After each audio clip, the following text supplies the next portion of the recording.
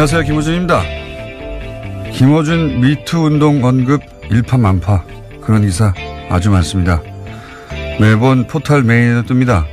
저에 대한 비판, 불만 전혀 없습니다. 제 본인은 이미 말했기에 덧붙일 말도 없습니다. 그런데 말이죠. 대통령의 동기동창, 대통령의 조력자들, 대통령의 절친, 대표적 좌파 인사들, 블랙리스트 인사들 이렇게 적나라하게 너무나도 명백하게 미투를 정치적으로 이용하는 보수에 대한 지적과 비판 기사는 왜 안 쓰나요? 조선일보 왜 그런 기사 안 씁니까? 당신들 눈에도 뻔히 보이잖아요, 이거. 종편에 나가서 열심히 미투를 정치와 연결한다며 저를 비판하는 패널 여러분, 저에 대한 비판은 불만이 없으니까 앞으로도 계속 해주세요. 그런데 당신들 눈에도 자유한국당이, 바른미래당이 그러고 있는 거 뻔히 보이잖아요? 왜 못 본 척합니까? 자유한국당 그러면 안 된다. 바른미래당 그러면 안 된다. 보수 그러면 안 된다. 그걸 모른 척 하는 한 미투를 지지한다는 당신들은 가짜다. 김어준 생각이었습니다. 시사인의 김은지입니다. 네, 갑자기 급하게 김은지입니다가 튀어나옵니까? 아, 네. 온 에어가 들어온지 모르고요. 먼저 하신 줄 알았습니다. 그래서 잠깐 불을 좀 봤습니다. 자, 저에 대한 비판은 저는 전혀 불만이 없습니다. 네, 항상 있는 일이기 때문에. 근데 이제 종편 나와가지고 미투에 진보 보수 없다면서 저를 비판하는 패널들이 있어요. 그리고 그런 기사 쓰는 기자들 있습니다. 그건 불만 없어요. 그러면 그 논리대로 자유한국당, 바른미래당 말해야 합니다. 기사 쓰고. 예. 그거 하나 못하나 저는 계속 지켜보겠다. 예. 아주 제가 원하던 겁니다. 제가 얘기하지 하고요. 첫 번째 뉴스는 뭡니까? 네, 어제 박근혜 전 대통령 1심 재판의 마무리가 있었는데요. 결심이 있었습니다. 유무죄를 결정하는 선고 전의 마지막 절차인데 이 자리에서 검찰은 자신들이 생각하는 형량을 재판부에 요청하는 구형이라는 절차를 거칩니다. 어제 검찰은 박근혜 전 대통령에게 징역 30년에 벌금 1,185억 원을 구형했습니다. 국민으로부터 위임받은 대통령 권한을 사유화해서 국정을 농단하고 헌법 가치를 훼손했다라는 이유에서입니다. 다시 한번 이재용 면죄부 재판이다. 3탄이다. 네, 그 얘기 다시 한번 저는 언급해 두겠습니다. 이 대목을 짚는 기사가 없는데 쭉 보시면 네, 몇 개입니까? 공소사실 18가지입니다. 18개 중에 빠진 게 딱 이재용 관련 부분입니다. 이재용 관련 부분. 네. 네. 정유라 승마 지원 무죄. 네. 그리고 미르 KG에 대한 무죄. 네, 어제 검찰이 그랬다는 거 아니고 이제까지 그랬다라는 말씀이신 거죠? 예. 이제 이게 이렇게 나올 것이다. 예, 면죄부 재판으로 나올 것이다. 그 대목을, 예. 이건 구형이니까요. 아직 재판부가 선고한 건 아닙니다. 네, 4월 6일입니다. 선고는요. 예. 선고한 건 아닌데 딱 요 부분만 관련해서 무죄가 될 것이라고 저는 예상하는 바입니다. 네, 요 자세한 내용은 잠시 후에 저희 해설위원 있지 않습니까? 예. 무슨 재판만 있다고 하면. 이 재판에서 주목할 대목은 그거예요. 다른 거는 뭐 다 예상 가능합니다. 예. 다 예상 가능하니까 한 2개, 3개 딱 걸려있는 부분. 이재용 삼성 부회장과 관련해서 과연, 또다시 무죄가 나오느냐? 저는 무죄가 나올 거라고 봅니다. 이재용, 관련 부분을 주목하죠. 나머지는 뭐 주목할 부분도 없습니다, 사실은. 다 거의 최순실 씨하고 똑같기 때문에, 예. 거기 추가된 게 블랙리스트 정도인가요? 네, 그렇죠. 혐의가 네. 18가지인데요. 거기에 블랙리스트 정도 추가되어 있습니다. 그 외에는 다 똑같거든요. 예. 네, 재판부도 최순실 씨 재판부와 같은 재판부라서요. 네. 그래서 예. 이재용 삼성 부회장 3차 면죄부 판결이 나오느냐 안 나오느냐 이렇게 그렇게 전 예상됩니다만. 자, 두 번째 뉴스는 뭡니까? 네, 어제 이명박 정부 시절 청와대 제2롯데월드 건설 시나리오를 전해드렸는데요. 오늘도 관련 청와대 캐비닛 문건 내용을 전해드리겠습니다. SBS가 어제 저녁 보도한 내용인데 이명박 정부 청와대가 만든 제2롯데월드 건설 추진 관련 여론 관리 방안이라는 문건에 보면요. 청와대와 롯데 간의 비밀 회동을 한 구체적인 내용이 나옵니다. 정부가 마치 롯데에 컨설팅을 해주는 듯한 대목들이 아주 많은데요. 신속한 의사결정을 하면 소요 재원을 엔화로 충동하게 돼서 혜택을 볼 거다라는 조언까지 합니다. 와, 이거 아주 좋은, 아주 훌륭한, 문건이에요. 좋다는 거는 이제 무슨 일이 벌어졌는지를 추정하기 아주 좋은. 이제 우리가 흔히 기업하고, 그 권력하고의 결탁 구도를 보면, 기업이 뭔가 현안이 있어 청탁을 하고, 뭐, 이렇게 생각하기 십상인데, 이 문서를 보면, 거꾸로, 기업을 상대로 영업을 했다, 정권이. 그게 드러나는 정황입니다. 여기 보면은, 이제 강조하는 게 뭐냐면, 정부에서 만든 문건이에요. 청와대에서 만든 문건인데, 이명박 청와대에서, 롯데가 한 3,400억을 원래 부담해야 되는데, 그게 1,100억으로 줄었다. 이걸 강조합니다. 그러면서, 마지막 기회다. 마지막 기회라뇨. 마지막 기회다. 편의를 받을 수 있는 마지막 기회다라는 그러니까요. 야, 이거 니네 놓치면 손해야 이거거든요. 다른 정권이 오면 안 된다. 이렇게. 네. 이거 완전 사기꾼들이 물건 팔 때 쓰는 수법 아닙니까? 이게 청와대가 규제를 풀어줄 수 있다는 국가 권력. 예. 그걸 이용해가지고 야, 이거 싸게 하는 거야, 싸게. 응? 영업을 하는 거예요. 그래서 안 할 수도 있으니까 이게 마지막 기회라니까. 국가를 수익 모델로 삼는다고 하는 완벽한 실증 사례가 문건으로 이렇게 떡하니 나온 겁니다.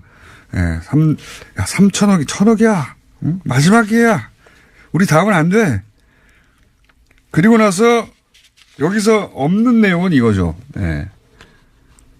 3천억을 1,000억으로 2,000억 이상 줄였잖아요. 요 내용만으로도 2,300억 정도 줄었고. 돈에 관한 내용이 또 나와요. 지금 엔화가 900원대에서 1,500원대가 됐다. 예, 당시 굉장히 폭등했던 때인데요. 네. 그러니까 이제 지주회사가 일본에서 있는데, 일본에서 엔화로 들어오면 이게 지금 벌써, 600원. 예. 엄청나게 한 40% 이상 싸게 할 수 있지 않니? 이런 것도 있어요. 엔화로 하는 거 좋다고. 예, 마치 롯데 내부의 컨설팅 문건 같이 보이는데요. 이것은 모두 청와대, 이명박 정부 청와대 문건입니다. 그 하이라이트가 신격호 회장의 말을 인용하라. 예. 니네 아버지가 하라고 했어, 이거. 어떤 식으로 언론 플레이를 할 수 있을지에 대해서까지 제안을 하는 건데요. 죽기 전 고국에 명물 하나 짓겠다라고 했던 신격호 회장의 말을 인용하라고 지침을 내리고 있습니다. 그러니까 이건 롯데가 청와대를 설득하는 게 아니고. 예, 내부 문건이 절대 아닙니다. 예. 청와대 문건입니다. 청와대가 롯데한테 하라고 유인하는 문건이에요. 이건 영업을 하는 겁니다. 영업을. 기업을 상대로. 자, 우리가 풀어줄 텐데. 예. 그러면서 여기서 남는 질문은 그러면 이제 돈을 이렇게 아끼게 해줬어요. 2천억 이상 여기 거론되는 것만 하더라도. 그 이익은 어떻게 먹었겠냐 이겁니다. 예. 어떻게 나눠 먹었겠냐. 요게 이제 그 다음 단계에서 나와야 될 얘기죠. 예. 그리고 이렇게 영업을 한 이유가 있을 거 아닙니까? 영업을 청와대에서 예, 준게 있으면 받은 게 뭐냐라는 질문일 텐데요. 예, 이거가 나와야 될 그 다음 단계 뉴스겠죠. 예. 롯데가 이렇게 해서 설득 당했다고 쳐요. 그래서 했어요. 예, 그럼 아꼈잖니. 예. 그건 청와대 단위에서 받은 게 아니라 이제 이명박 전 대통령 단위에서 받았다면 받았겠죠. 예. 그리고 또 나온 문건이 이제 이렇게 됐을 때 여론을 어떻게 관리할 건지 청와대 총리실, 뭐 국토부, 국방부, 예, 정무 민정수석실 다양하게 나옵니다. 행안부 각각 어떻게 여론을 담당할 건지도 다 역할 분담을 해둔 거 아닙니까, 이 문건에서. 예, 문건에 보면요. 유관기관의 철저한 공조, 불만 요인 차단, 선제적 대응을 강조하면서요. 단계별 기본 지침을 내리고 있습니다. 자, 아주 시작에 해당되는 뉴스라고 봅니다. 이건 사실은. 이명박 정부와 각 재계 기업이 이거는 박근혜 최순실 게이트하고는 또 달라요.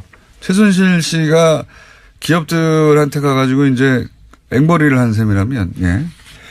이거는 청와대가 영업을 해가지고. 예. 네, 그것도 안보와 국방을 대가로 해서 그런 식으로 영업을 했다라고 볼 수밖에 없는데요. 요거밖에 없지는 않을 것이다. 네. 자, 다음 뉴스는요?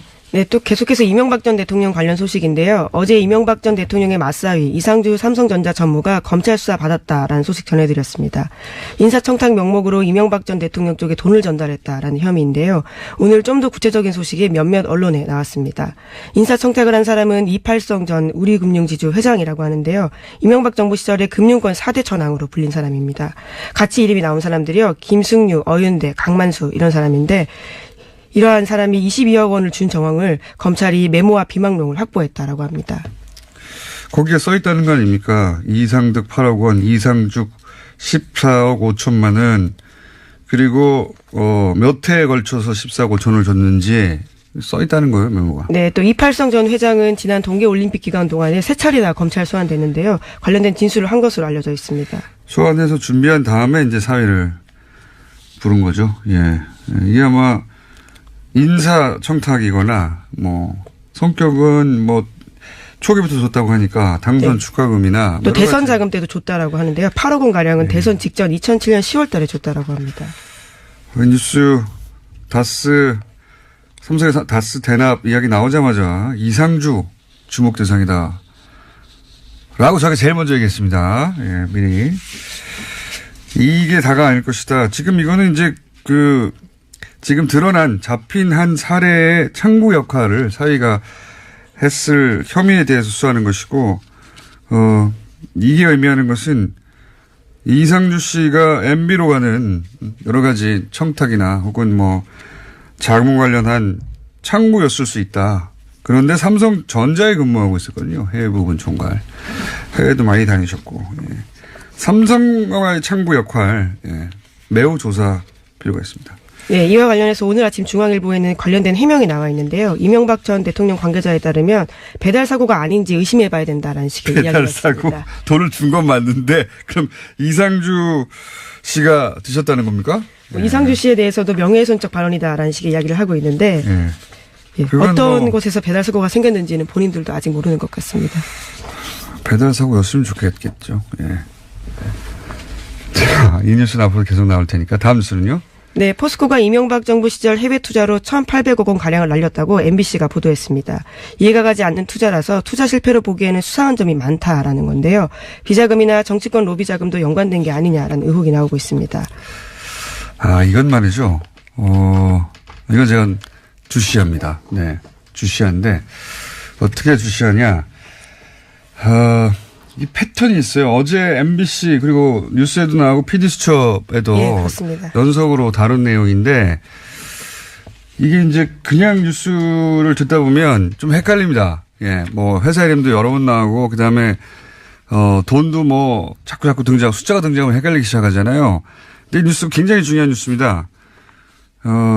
해설을 좀 해드리면 이거는 MB 자원외교 때 굉장히 여러 번 등장하는 구조예요. 그러니까 해외에서 거의 망할 진영이거나 적자가 심하거나 헐값에 불과한 회사를 비싸게 삽니다. 비싸게 사요. 지금 이 MBC 보도와 또는 PD수첩의 내용을 요약해서 정리하자면 회사 이름을 빼고 그리고 동시에 살 필요가 전혀 없는 회사를 하나 더 사요. 예. 혹은 이상한 회사 하나가 끼어집니다. 합작의 형태로나. 그러니까 1차로 비싼 값에 뭐 몇 배, 뭐 10배 이상. 네, 이번 에콰도르 사례는 8배 정도 되는 네. 가격에 인수했습니다. 몇 배 이상 비싼 값으로 사면서 한 번 누군가 챙깁니다. 그리고 살 필요가 전혀 없는 회사를 혹은 끼일 필요가 전혀 없는 회사를 사거나 끼워주면서 두 번째 이익을 챙깁니다. 예. 예를 들어서 대표적인 예가 캐나다 하베스트 여러 번 나왔죠. 여기서 딱 그 구조거든요. 하베스트 엄청나게 비싸게 주고 사면서 한 번을 챙깁니다. 누군가가. 그리고 전혀 살 필요 없는 날이라고 하는 정유시설을 또 끼워서 사요. 그러면서 1조 이상의 손해를 봅니다. 손해를 보고 팔죠. 이 포스코원도 딱 마찬가지 구조거든요. 산토스를 100억도 안 되는 걸 800억에 삽니다. 여기서 한 번. 그리고 에코티스라고 하는 회사를 뜬금없이 같이 사는데 이 회사에 거의 1,000억을 쏟고 그리고 영원에 예. 페이퍼 컴퍼니에 팔게 됩니다. 영원에 팔아요. 예. 1,000억 어디 갔냐 이겁니다. 두 번째죠. 예. 누가 먹은 겁니다. 자원외교는 기본적으로 이 유사한 패턴의 변주 그걸 해외에서 누군가 먹는 건데 이게 이제 포스코를 가지고도 했다. 예. 포스코는 이명박 정부 시절에 뭐랄까요.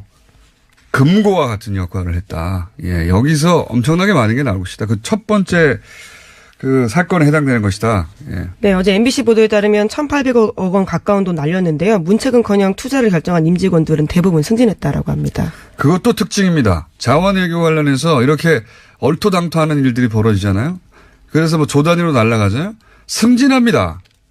승진해요. 예. 일반 기업에서는 상상하기 쉽지 않은 일들인데요. 그러면 이제 그렇게 1차, 2차 최소한 두 단계를 걸쳐서 자원외교든 이 포스코 투자든 날린 돈들, 우리 입장에서 날린 돈이죠. 포스코 입장에서 날린 돈이고, 자원외교 관점에서 보자면 우리 세금을 날린 것인데, 날린 돈 누가 먹었을 거 아닙니까? 해외에서. 예. 누가 먹었냐. 예. 누가 먹었냐에 이명박 전 대통령이 관련이 있느냐 없느냐. 이게 수사 대상입니다. 예. 저쪽에서는 이 롯데가 이쪽에서는 포스코가 MBC는 포스코를 잡은 것 같고 SBS는 롯데를 잡은 것 같네요. 예. 이거 첫 출발입니다. 아주 덩어리가 커요. 그 구도를 이해하고 보시면 이게 계속 반복되는구나 합니다. 예. 자, 다음 수는요. 네, 어제 북한 고위급 대표단이 2박 3일 일정을 마치고요. 돌아갔습니다. 청와대 고위 관계자는 대화를 상시적으로 할 수 있는 환경이 만들어졌다라고 평가하고 있는데요. 전체적으로 북미 대화를 위한 여러 조건들, 어떤 단계를 거쳐야 할 것인지에 대해서 대화가 오고 갔다라고 밝혔습니다. 또 우리가 중매를 서는 입장이었다면서요. 북미가 대화 테이블에 앉도록 하는 역할이 우리 역할이다라고 알렸습니다. 뭐 두세 번 저희가 언급했지만 미국의 대북 라인, 북한의 대미 라인, 그러니까 이방카는 이제 카메라용이었고, 예. 이 양반들은 카메라에 안 잡혔거든요. 그리고 게다가 이 양반들은 공식 일정에 전혀 안 잡혔어요. 예. 네, 공개하지 않고 진행됐습니다. 어딘가에서 미국의 대북 라인과 북한의 대미 라인이 어딘가에서 만났다고 강력하게 추정하는 것이 예. 인정을 안 하겠죠, 양쪽 모두. 그런데 이제 중매를 섰다 이런 표현이 등장하지 않습니까? 중매라고 표현했는데 이게 이제 한 6개월 전의 표현으로 따지자면 운전대에 앉았다 이런 거죠. 예. 굉장히 중요한 전화를 이뤘어요. 그 전에 이제 계속 공격받던 게 패싱이라고 공격했거든요. 그리고 계속 나오던 뉴스가 중국을 통한 미국의 압박 수단은 중국밖에 없다라는 게 당시의 인식이었고 그러면서 이제 코리아 패싱이라고 예, 공격하고 했는데 중국 얘기가 쑥 들어왔어요. 예, 중국 얘기가 쑥 들어가고 남한 북한 미국 관계에 있어서 예, 이 운전대에 앉아서 중매를 쓰는 이 전화는 일단 대성공이다. 네, 이제 그래서 그에 대해서 이번 문재인 정부의 행보에 대해서 북중미 구도에서 남북미 북핵 문제 주요 플레이어가 교체되는 계기가 됐다고요. 오늘 아침 한국일보가 평가하고 있습니다. 이건 사실 김대중 전 대통령 때 마련했던 환경과 굉장히 흡사합니다. 김대중 전 대통령이 사실은 미국하고 북한을 중간에서 그렇게 판을 짜서 만들어낸 분이었거든요. 최초로. 물론 김대중 전 대통령이 도달했던 지점까지는 아직 갈 길이 엄청나게 멀고 김대중 전 대통령 때는 파트너가 클린턴이었고 지금은 트럼프라고 하는 예, 희대의 인물이기 때문에 쉽지는 않겠지만 어쨌든 구도 전환에 성공했다는 건 굉장히 큰 겁니다. 예, 구도 전환에 성공했고 덤으로 얻은 효과는 이제 코리아 패싱 얘기는 안 나오고 재팬 패싱이 나오기 시작했어요. 예. 코리아 패싱 대신에 일본을 거치지 않게 됐어요. 이 논의들이. 예, 일본이 계속 빠져서 일본의 대북 정책 변화도 예, 일본은 굉장히 강력한 미국하고 똑같은 수위로 계속 맞추고 있었거든요. 근데 일본의 대북 외교 이 정도면 대화할 수 있다라고 내거는 수위가 낮아졌어요. 예. 왜냐하면 재팬 패싱이 일어나고 있기 때문에 쌤통입니다. 잠통이고요. 자, 시간이 벌써 다 됐네요. 예. 혹시 재밌는 거 뉴스 하나 정도 없어요? 재밌는 거요. 네. 예, 어제 국회 교문위가 열렸는데요. 거기서 겐세이라는 발언이 나와서요. 방송에 써도 되는지 모르겠는데 예, 굉장히 논란이 국회의원도 됐습니다. 썼어요, 뭐. 예. 자, 그건 저희 제작진이 준비했나요? 준비했답니다. 네. 잠시 들어보시겠습니다. 내가 부동산 업자입니까?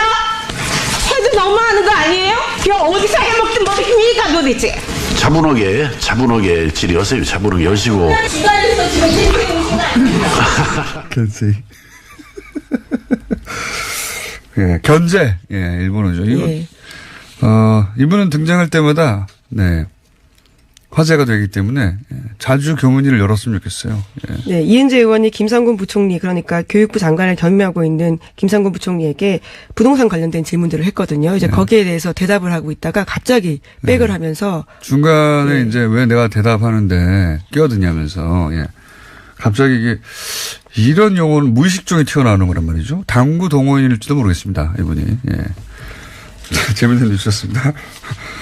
자, 오늘 여기까지 하겠습니다. 시사인의 김은지였습니다. 감사합니다. 바로 연결돼 있군요. 예. 이정열 전 부산 판사님, 법무법인 동아리 사무장.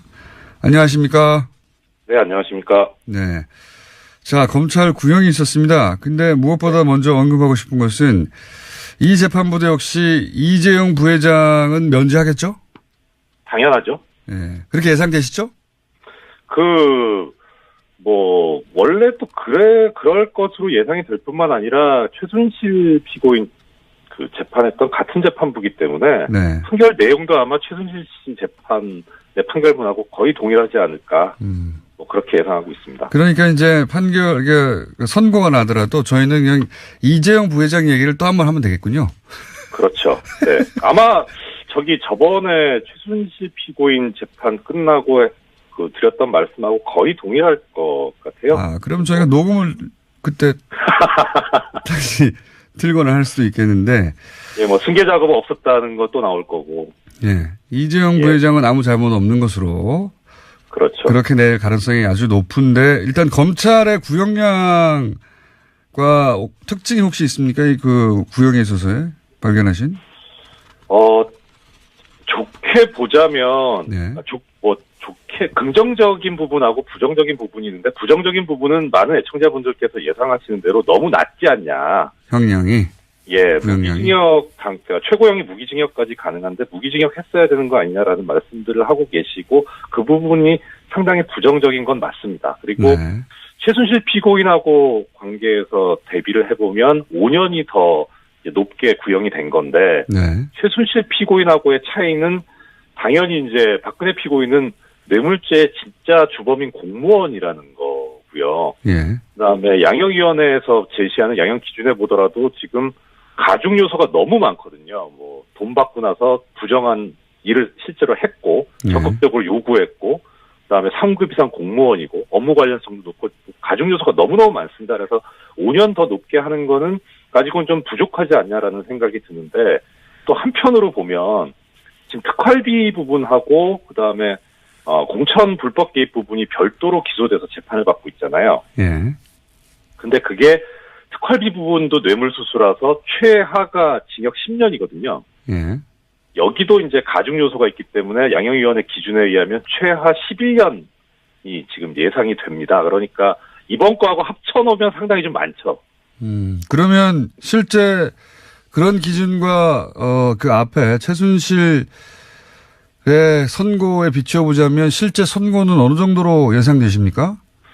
일단 많은 분들이 다 25년 예상하시는데 저도 25년이 좀 적당하지 않을까. 지금 이 사건만 놓고 보면 그런 생각이 드는데, 이제 좀 전에 말씀드렸던 긍정적 요소를 감안하면 저쪽에서 또 11년 선고 받을 거니까 합치면은 36년이 되잖아요. 네. 그러면 좀 이렇게 하는 게 맞는 건가라는 생각이 들어서 오히려 법적으로는 올려치기가 될 수도 있는데 무기징역을 해놓는 게 나중 재판을 위해서도 좀 운신의 폭이 넓지 않을까 싶긴 한데 저도 25년 쪽이 좀 가깝지 않을까 싶습니다. 벌금도 보면 지금 벌금이 최순실과 같다는 건 어떤 의미입니까? 결국 경제 공동체라는 의미입니까? 경제 공동체하고는 좀 그렇게 연결짓기는 조금 어렵지 않을까 싶고요. 그냥 법상으로는 그렇게 돼 있습니다.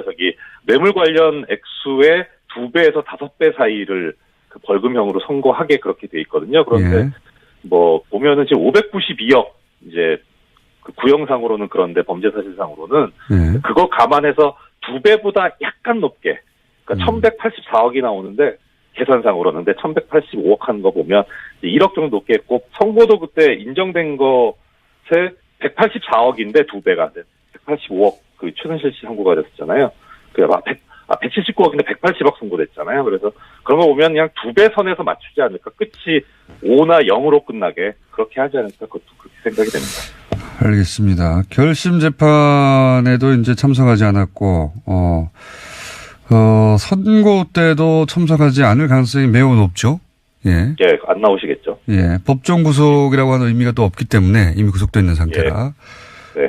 그런 거 따질 필요가 없는 피의자라서 그냥 안 나올 것 같은데 이런 부분이 뭐 영향이 있습니까? 보통의 경우는 영향이 있죠. 보통의 경우는 영향이 있는데 이 사건에서는 그거 말고도 영향을 받을 만한 사정이 너무 많기 때문에 그거 뭐 그렇게 큰 영향은 미치지는 않을 겁니다.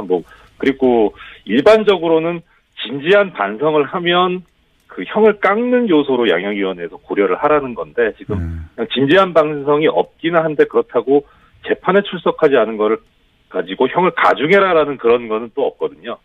그러니까 그냥 사실상 영향 미친 정도라고 보면 좋을 것 같아요. 알겠습니다. 해설은 여기까지 하고요. 예, 진짜 해설은 이제 선고 나면 할 텐데 다시 한번 거론해두지만 삼성 이재용 부회장 면죄부 3차 선고가 될 가능성이 있다. 그렇죠? 네, 거긴 무죄입니다. 그냥 결정.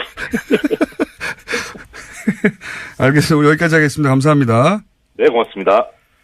이정률 전 부장 판사였습니다.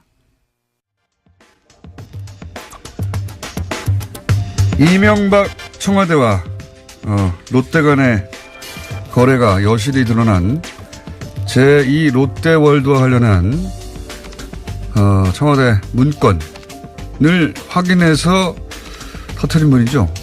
이재정 의원 직접 수수에 나오셨습니다. 안녕하십니까? 네, 안녕하세요. 네. 큰 거 하셨어요? 큰 거? 네, 뭐 제가 했다기보다는 터뜨렸다기보다는 터져 나왔습니다. 예. 겸손한 척하지 마시고요.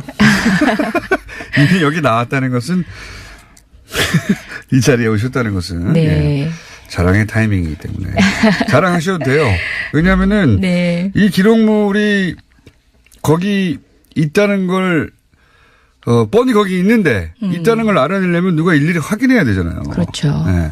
근데 그거를 가가지고 확인하는데 문서를 뭐 예를 들어 출력물로 다오라든가 카페에 다 이게 안 되잖아요. 예. 그리고 또 목록이 또 정연하게 정리가 돼 있느냐 그것도 아니죠. 마구잡이로. 그냥, 예, 그렇죠. 뭐 어제 말씀하셨다고 저도 전문으로 들었습니다만 원시적으로 사무할 수밖에 없는 그런 상황이었어요. 손으로 다 적은 거예요? 그렇죠. A4지 옆에 놓고 연필만 가지고 가야 되고 또 연필만 예, 가지고 굴리기 좋은 볼펜 이런 시도가 전혀 안 됩니다. 볼펜도 안 돼요? 그렇죠. 물도 옆에 놓을 수가 없어요. 왜냐하면 귀한 국가기록물 자산이잖아요. 그리고 장갑을 끼고 볼펜은 왜 있어야 안 돼요. 돼요? 볼펜은. 기록물을 훼손할 수 있잖아요. 연필은 혹여나 지우면 필기구가 되는데. 첨삭이 되더라도 이제 지우면 되는데 되는데. 볼펜이 혹시 볼펜똥이라도 묻으면 똥이라뇨.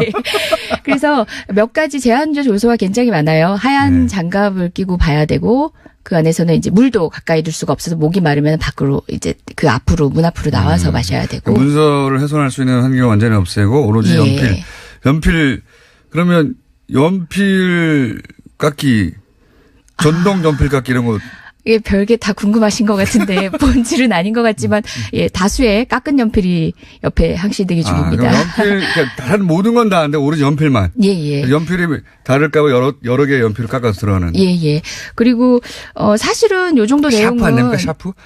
정말 저 본질적인 내용을 빨리 청취자 여러분하고 공유하고 싶은데 샤프. 필기구에 한참 묶여 있습니다. 인간 제록스에 인간 제록스. 그래서 옮겨 적은 문건이 몇 장이나 됩니까? 장수로. 장수로 따지면 한번 어림짐작을 한번 해보시면 어떨까요? 그러니까 이번에는 약소합니다만 지난번에 비하면 제가 지금 손으로 직접 적은 걸 보고 있는 거거든요. 예. 네. 지금 논의되고 있는 이 얘기가 사실 눈으로 보지만 않았지 의혹 제기는 있었죠. 많았지 않았습니까? 네.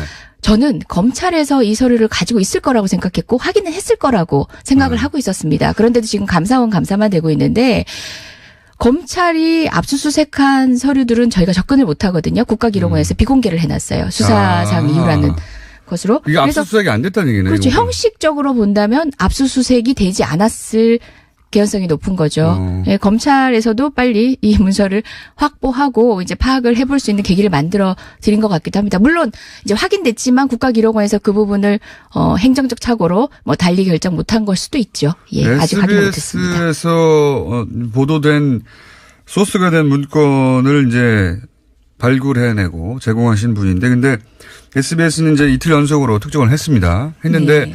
원래 이 뉴스를 제보하는 쪽에서는 중요하다고 생각하는 대목과 뉴스를 또 해석해서 보도하는 쪽에서 중요하다고 생각하는 부분이 다를 수도 있고, 저거 강조했어야 되는데, 혹은 저거 왜 빠졌지? 저 의미를 제대로 살렸어야 되는데, 이 아쉬움이 있을 수 있잖아요, 언제나. 예, 또 뭐 이제 정치인으로서 또 여러 기회를 통해서 얘기할 수 있는 저랑 또 한정된 시간 안에 방송해야 되는 그러니까요. 공진판은 또 다를 수밖에 또 없고요. 예. 압축해서 할 수밖에 없는 면도 있고, 네. 또는 SBS가 그 후속 보도를 할 수 있겠다 싶은 부분 대목을 중심으로 할 수도 있고요, 보도를. 네. 그런데 어쨌든 요 부분이 슬쩍 지나가지고 이게 시청자들에게, 국민들에게 제대로 각인이 안 됐을 것 같다, 의미가.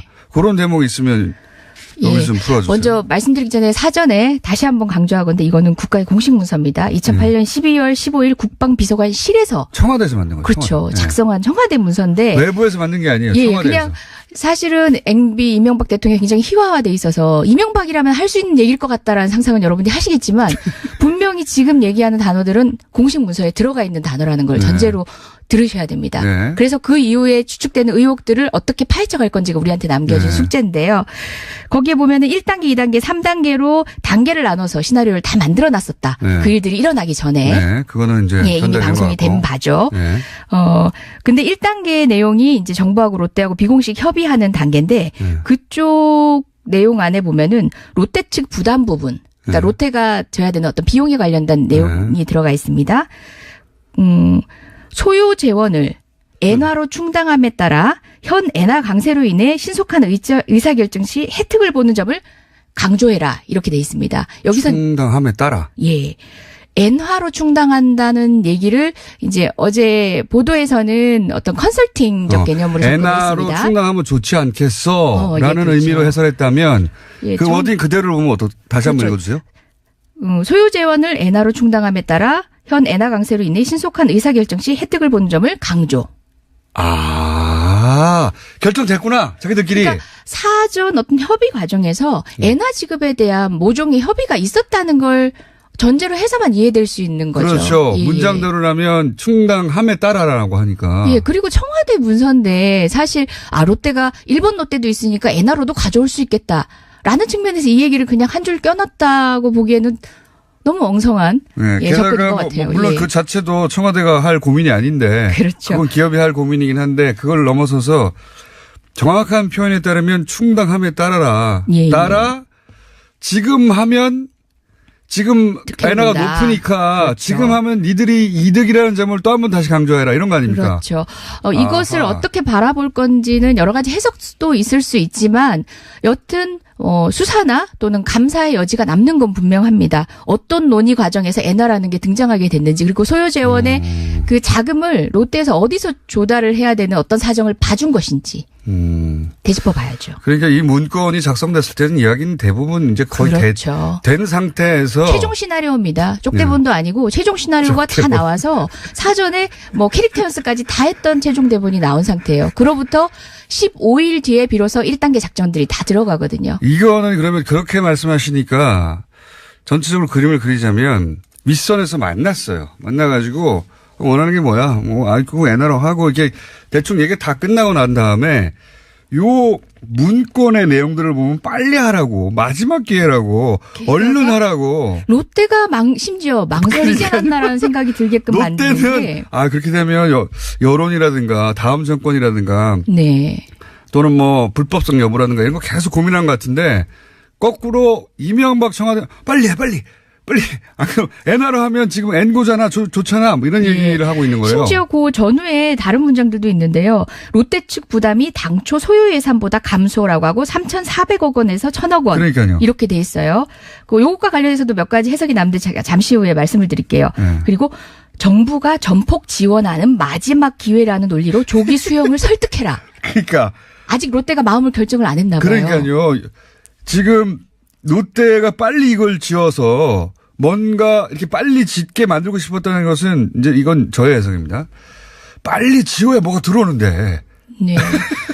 더 민망한 건 그 밑에 당구장 표시로 신교코 회장 가로 열고 87세 신교코 회장이 87세. 예, 평소 죽기 전 고국에 명물 하나 지어놓고 가겠다고 언급했음을 인용. 예. 그러니까 이게 전체적으로 이 문건은 저도 오늘 뉴스에서 잠깐 언급했지만 청와대가 롯데를 상대 영업하는 거예요. 네. 롯데를 설득하는 거고. 그렇죠. 예. 윗선에서 기본 틀에 대한 이야기는 한 것 같고요. 예. 그죠? 그 당초 소요 예산보다 이제 감소하는 데 있어서 특혜가 있지 않았냐라는 의혹도 여러 번 제기가 됐었는데 지금까지 확인한 사실은 참여정부 당시에 참여정부 당시에 반대 방향으로 7도 정도 트는 것을 검토했을 때는 1조가 넘는 돈이 든다고 했습니다. 그런데 롯데 측이 제안한 이 3도 변경 같은 경우는 3천억 가까이 들지 않았을까? 싸게 해줄게 이거 아니에요. 예. 한마디로. 근데 1,000억 원이 됐다는 거는 합리적이고 과학적인 어떤 추산적 근거를 바탕으로 한 건지 아니면 정말 어떤 특혜를 포함하고 있는 건지는 지금 수사의 필요성, 감사의 필요성이 농후한 지점입니다. 만약에 이제 아무 근거 없이 3천억대가 1,000억대라고 말했을 리는 없고. 네. 예. 이것도 계산을 다 해봤을 가능성이 높고요. 예. 네. 그리고 제가 관련된 이제 계약서 같은 경우도 이제 확인을 다 해봤는데요. 근본적으로 현물 부담을 전제로 하고 있어요. 그게 어떤 의미입니까? 현물 부담. 그러니까 현물이라는 거는 롯데가 물건을 사서 네. 장착해 준다는 거죠. 롯데가 물건을 사는 데 있어서도 롯데가 판매자를 선택하고 물건을 선택하고 다만 그 물건의 검수 부분만 국방부가 맞는 방식인데 저는 이런 방식의 비용 추산이 또 국가에 합리적으로 이득이 되는가.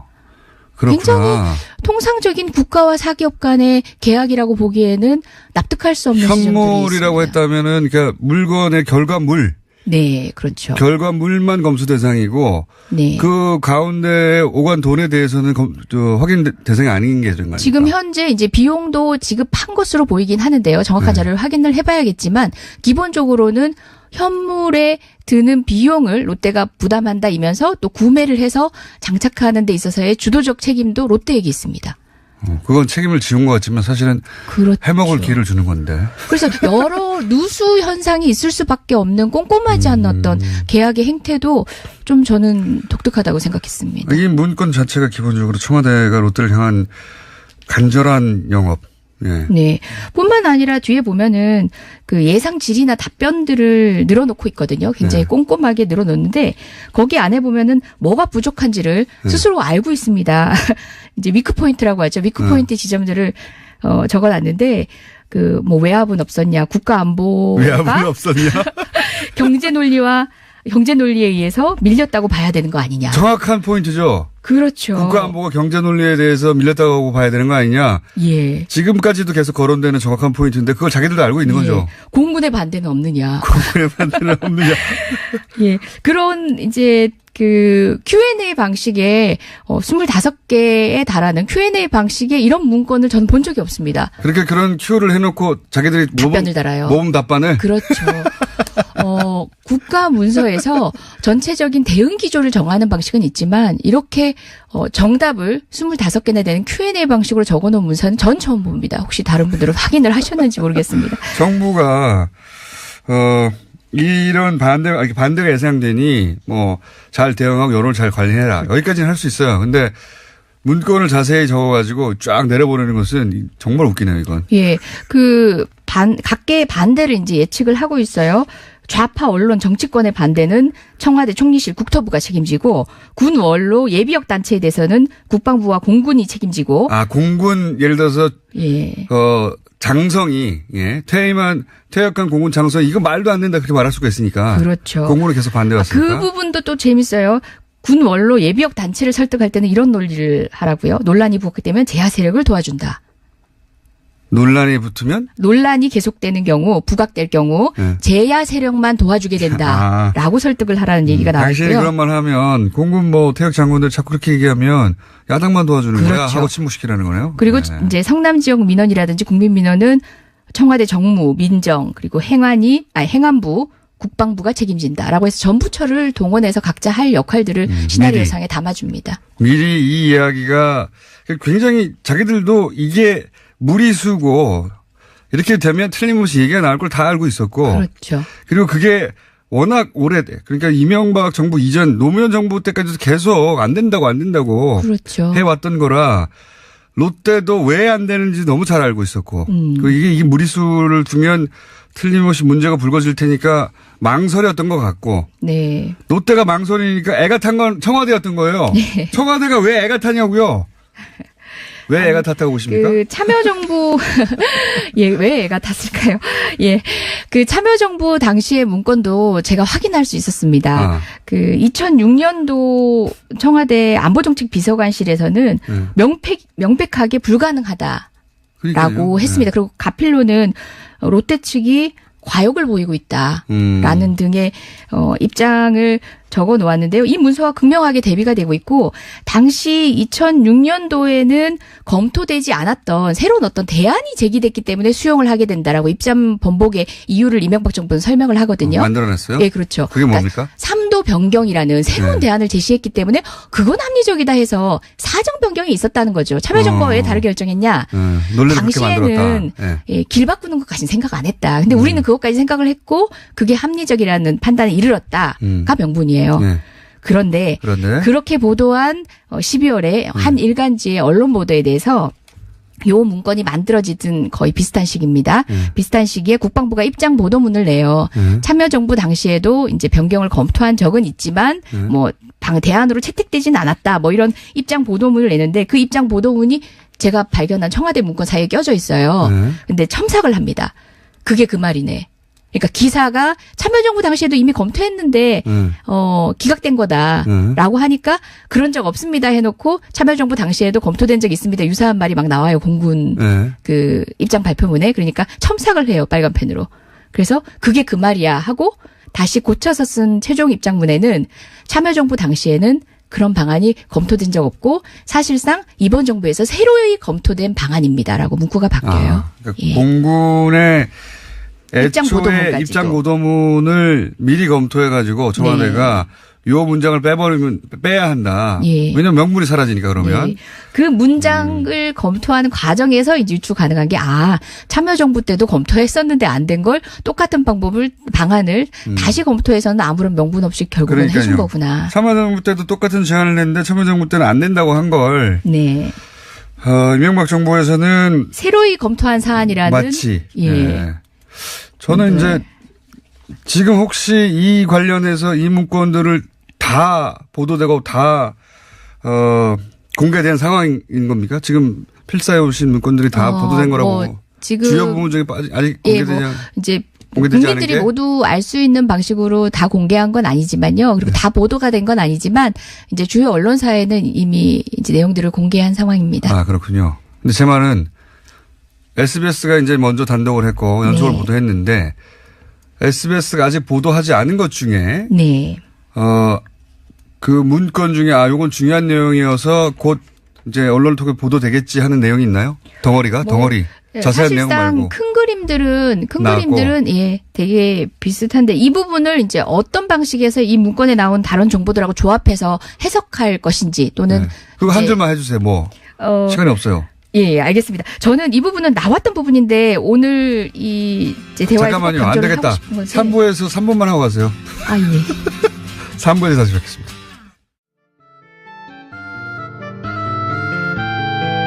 노회찬 원내대표 나오셨습니다. 안녕하십니까? 안녕하십니까? 네. 다른 이야기 전에 지난주에 노회찬 의원에게 대표에게 그 채용 비리 의혹을 제기했던 김진태 의원 있지 않습니까? 네. 요거 이제 법적으로 어떻게 대응할까 말까 고민하겠다고 하셨는데.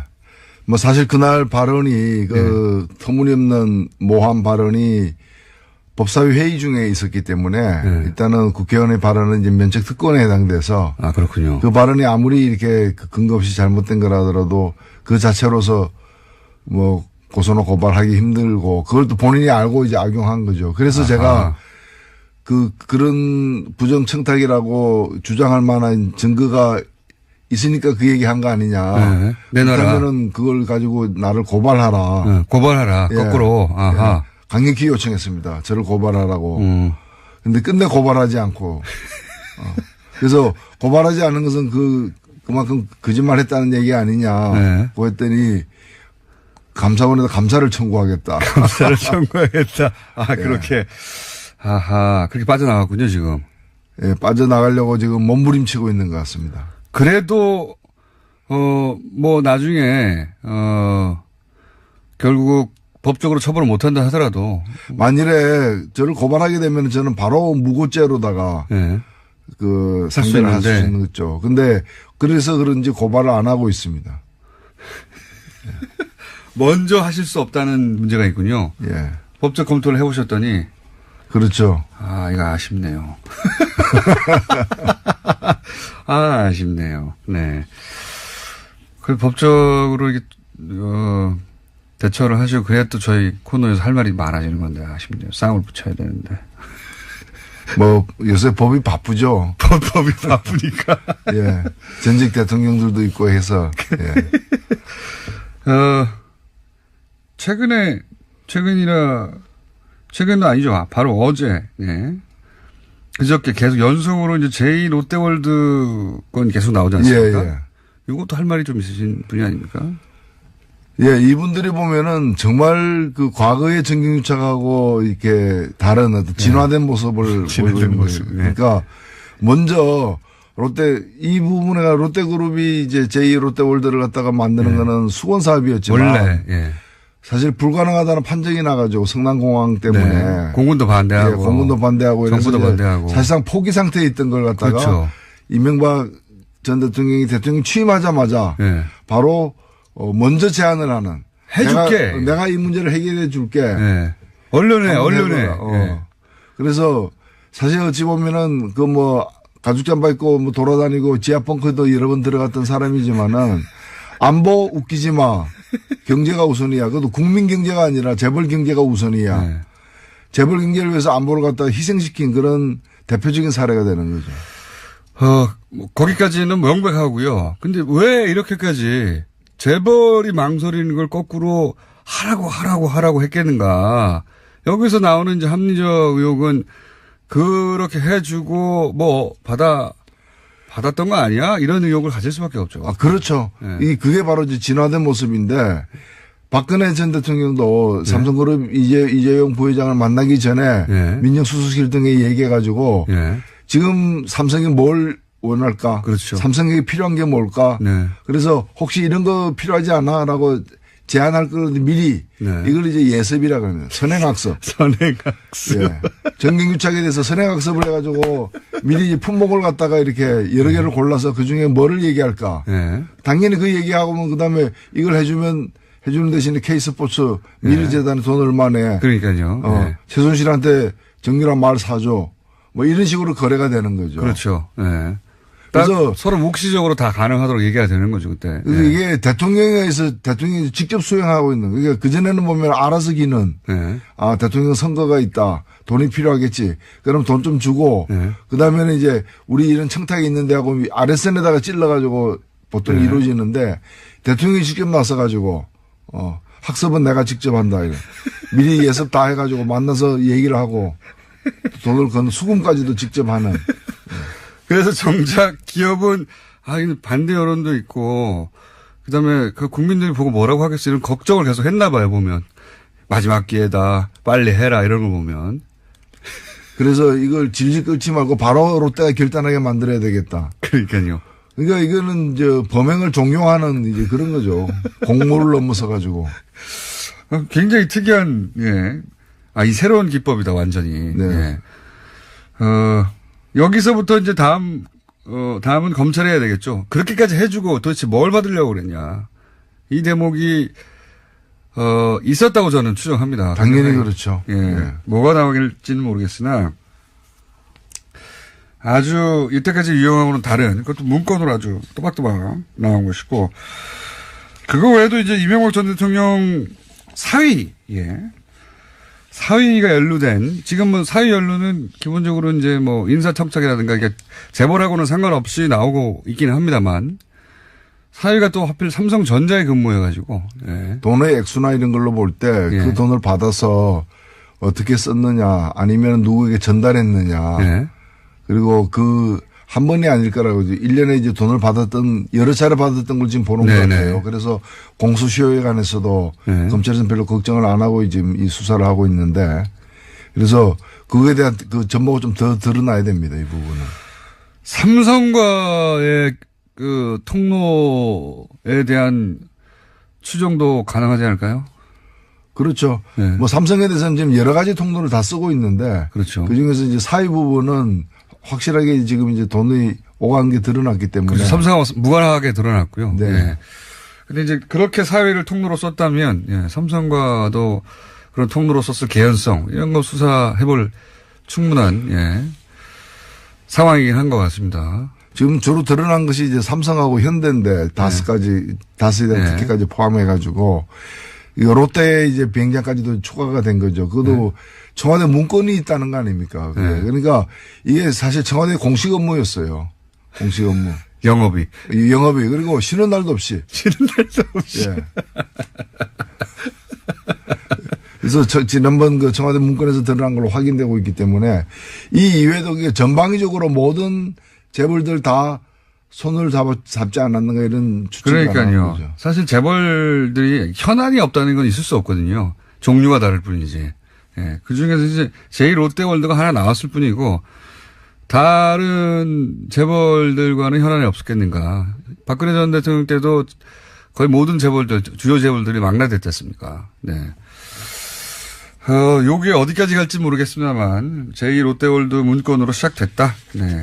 그리고 포스코도 어제 MBC 보도에 따르면 포스코도 사실은 이상득 전 의원과 관련해서 포스코도 이름 많이 거론됐답니다. 예전에. 그 자기의 그 앞마당처럼 이렇게 주물르고 다녔던 것은 확실한 것 같습니다. 거기를 거의 사금고처럼 쓰지 않았을까 싶은 생각도 듭니다. 지금 한 건이 거기서 나왔고 시작인 것 같아요. 시작. 이명박 전 대통령 가족과 관련해서 지금 이명박 전 대통령은 뭐 형님, 그리고 본인 아들, 사위 다 나오고 있어요. 부인도 한번 거론이 됐었죠. 특활비 미국에서. 제가 볼 때는 그 부인도 조사 대상입니다. 그렇죠. 부인도 소환될 가능성도 있고요. 왜냐하면 그 제2부속실 행정관을 통해 가지고 국정원 특활비를 달러로 받아가지고 어디다 썼다. 어떤 쇼핑을 했다라는 그 의혹까지 제기되고 있기 때문에 이거는 반드시 그 사실관계를 갖다 확인하기 위해서는 조사가 이루어져야 되는 거죠. 한식 세계화. 요것도 굉장히 많이 거론됐었죠. 그때도. 한식 세계화 쪽으로도 도움이 많이 했기 때문에 이걸 어떻게 보십니까? 이제 그 이명박 전 대통령의 소환은 뭐 기정사실인데 소환하고 나서 이제 그 불구속 기소하느냐, 구속 기소하느냐를 가지고 검찰이 고민을 하지 않을까요? 고민을 하겠죠. 그렇죠. 지금 전 대통령이 구속 상태인데 바로 직전 또 대통령까지 연속으로 구속하는 것에 대해서 검찰이 예전같이 정권이 이렇게 해 하고 찍어주지 않는다고 하니까 뭐가 맞는지 고민하지 않을까요? 근데 사실은 제가 볼 때는 이제 소환도 가장 늦게 될 거다. 대통령을 2번, 3번 소환하기는 좀 힘들기 때문에 다른 사람들 다 관계자들, 부인이나 형까지를 포함해서 부를 사람은 다 부르고 난 뒤에 소환해야지 소환했다가 그다음에 다른 사람 불렀다가 말이 다르구나 해가지고 또 불러가지고 또 확인하는 식은 하진 않을 거예요. 그래서 좀 예상보다 늦게 소환할 수는 있는데 저는 지금 503호에 박근혜 전 대통령이 들어가 있는데 그렇잖아요. 그 대통령이라고 봐주려면 다 봐줘야지. 왜 어떤 대통령을 봐주고 어떤 대통령을 안 봐주냐 이거지. 그렇잖아요. 그렇게 생각하면 그러니까 이미 대통령을 어떻게 처우한다. 법 앞에 대통령도 그 평등하게 대우받아야 된다는 거는 검찰 스스로가 확인한 사실이잖아요. 그럼 같이 들어가야죠. 이거는 우리 전통이기도 해요. 전두환 들어갈 때 노태우 들어갔잖아요. 전통이기도 왜 그때는 되고 지금 안 되느냐 이거죠. 그래서 저는 이건 엄정하게 이제 그 법을 세워야 된다고 봅니다. 검찰이 정무적 판단 같은 거 하지 마라. 네. 네. 그냥 법대로. 정무적 판단은 대통령 몫이에요. 네. 모든 게 끝난 뒤에 대통령이로서 네. 사면할 거야 말까 사면 자체가 헌법에 보장된 대통령의 네. 권한이니까. 그건 나중으로 대통령 권한 권한이니까. 나중에 있는 거고 특히나 대통령은 그런 결정 내릴 때 민심을 보고 내리지 않겠습니까? 네. 국민의 마음. 그러니까 최종적으로 국민이 결정하는 문제고 그것도 국민이 결정하기 위해서는 모든 법적 절차가 끝나야 되는 거예요. 지금 이제 1심이에요. 그렇죠. 그리고 아직 서초동에 포토라인도 안 선 사람이에요. 자, 그럼 구속, 기소가 마땅하다. 여러 가지 정치적 뭐 이야기가 많이 나오겠지만 선거도 얼마 안 있으면 있고 그래서. 그리고 이 MB를 구속하지 않으려면은 많은 사람을 풀어줘야 돼요. 그렇죠. 그 기준대로만. 법적 기준을 정해서 그냥 검찰은 다른 정무적 판단 하지 마라. 네. 말대로. 예. 그냥 법대로 해라 이거죠. 예. 네. 저도 그렇게 생각합니다만, 자, 과연 어떻게 판단을 내릴지. 그리고 또, 김영철, 예. 김영철 중앙위원회 부위원장 관련해서 자유한국당도 크게 문제 삼았고, 뭐 여러 가지 말들을 남기고 돌아갔습니다, 어제. 예. 어떻게 평가하십니까? 예, 상당히 이번 올림픽이 의미 있는, 올림픽이었다. 올림픽 그 자체로서 재미를 많이 맛보게 만들었고, 또 감동스러운 그런 경기 장면들이 많았고요. 뿐만이 아니라 이 올림픽이 평화의 제전이 된, 예, 평화의 제전이 된 그런 게 분명히 있는 것 같습니다. 평양이 그동안에 핵 실험 미사일 쏘는 것만 했는데, 이제 대화와 그 평화를 위한 어떤 대화에도 관심을 가지게 되었다는 점에서 굉장히 의미 있는 거였고요. 저는 이 점을 우리가 좀 눈여겨볼 필요가 있다고 봅니다. 북미 대화 실패했다 그런 얘기들 많이 하는데, 미국에서 북한이 미국 CIA를 통해 가지고 대화를 제안했다는 것. 예. 그래서 미국도 그 대화에 응하기로 결정했다는 것. 트럼프 대통령까지 있는 자리에서. 그런데 그 대화 2시간 전에 그것도 대화를 제안했던 북한에 의해서 무산됐다는 점. 예, 그게 새로 밝혀졌죠. 그리고 이 모든 것을 갖다가 미국이 발표했다는 것. 그러니까요. 이 모든 사실을 내막을 미국이 공개했다는 점. 왜 미국이 공개했는가? 이 공개하기 직전까지 미국이 북한의 대화 제의에 매몰차게 펜스의 어떤 경직된 태도, 무리한 태도를 보여왔다는 게 국제적으로도 중평이었어요. 비난을 많이 받았죠. 예, 그래서 뭐 하냐고. 그 큰 대국이 대국답지 않게 무슨 꼴이냐라는 비판을 받았기 때문에 그게 아니다. 우리는 만나려고 했는데 저쪽에서 걷어찼다. 그러니까요. 그걸 이제 꼬질리는 식으로 자기 전모를 공개를 한 거예요. 굉장히 공색하게 됐습니다. 근데 이 전체 과정을 보면은 북한은 대화할 자세가 대화를 하려고 하고 있다. 다만 미국이 그렇게 강경하게 나와서 대화장에서도 대화한다고 만나가지고 이제 압박이나 가하는 그런 식이라면 대화 안 한다라는 경고를 보낸 그런 상황이죠, 지금. 북한 입장에서는 뭐 펜스 부통령 때도 그랬지만 북한이 외교에서 이겼네 이런 얘기가 외신에 많이 나왔어요. 예. 그래서 지금 상황은 어떤 상황인가 하면 대화를 하는데 대화를 어떤 식으로 할 거냐와 가지고 서로 밀고 당기는 그러니까 대화를 안 하는 게 아니라 대화를 위한 밀당이 계속되고 있는 상황인 거고. 그게 이제 개막식 상황인데 이제 폐막식 때는 근데 폐막식 때 이제 더 강도 높은 제재를 취하겠다라고 트럼프 대통령이 얘기했는데 그것은 지금 미국은 뭔가면은 대화와 압박 양면 전술로 나가는 거예요. 그러니까 그렇죠. 한 손에는 채찍, 한 손에는 당근. 근데 이제 일부 언론에서는 이제 자유한국당은 뭔가면 웬 당근이냐. 양손에 다 채찍을 들어라. 양손에 다 채찍을 들어라. 근데 이제 미국의 기본적인 입장은 대화와 압박, 이건 앞으로 계속 이제 당분간 지속될 그런 상황이에요. 왜 김영철이 내려왔느냐. 뭐, 천안함 얘기도 하지만 사실은 김영철의 현직함이 통전부장이에요. 우리로 치면 통일부 장관이에요. 그러니까 통일부 장관이 내려왔다는 건 뭐냐. 남과 대화하겠다. 또는 남을 통해서 미국과 대화하겠다. 그 신호거든요. 신호이기 때문에 자유한국당이 제가 볼 때 번지수를 잘못 찾은 거죠. 그걸 몰라서라기보다는 이제 그게 잘 돼가지고 그 공을 현 정부가 가져가는 것을. 그 자유한국당의 목표는 올림픽 망해라. 이제 이거였었고, 처음에. 이거였는데, 저는 이제 올림픽 끝났다. 네. 그것도 성공적으로 끝났다. 자유한국당의 그 바람에도 불구하고 망하기를 바라는 바람에도 불구하고 성공이 끝났기 때문에 올림픽에 대해서는 포기를 해야 되는데 그리고 자유한국당이 116석이잖아요. 네. 저는 정말 아까운 게 자유한국당이 그렇게 그 과도하게 그리고 과격하게 설치는 바람에 천안함 유족들이 뭔가 자신들의 어떤 그 비통함을 알리는 것도 가렸어요. 그것도 그랬죠. 예. 네. 그리고 또 한편으로 보면은 이방카까지 온 마당에 아니 제가 그 116석을 갖고 있는 당의 원내대표라면은 이방카에게 면담 신청을 해가지고 정부가 못하는 정부는 그래도 공식적으로 외빈을 초청한 사람들이니까 차마 말 못하는 그걸 대신 얘기해 주는 찬스였다는 거죠. 찬스였죠. 트럼프 대통령이 그 GM이 한국에서 철수해서 디트로이트로 온다 그러는데 미국과 한국이 어떤 관계냐. 군사적으로도 동맹이지만 경제적으로도 협력 관계여야 하지 않느냐. 이렇게 GM처럼 먹고 튀는 식으로 군사공장을 문 닫았어야 되겠느냐. 제거해달라. 물론 뭐 그걸 들어주든 안 들어주든 어떤 그런 정치적 제스처. 그렇죠. 그런 얘기를 사실 정부는 차마 못하거든요. 직접적으로. 그때 116석을 가진 당이 해야 되는 거예요. 인기 올라가죠 그러면. 인기 올라가요.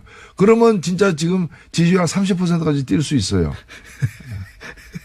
그래서 정말 116석 아깝다. 그 16석만 갖고 100석은 정의당에게 달라. 100석은 정의당에게 달라. 그럼 제가 한 30% 지지율 만들어 주겠다. 아니 100석 갖고 16석만 줘도 되지 않을까요? 물론이죠.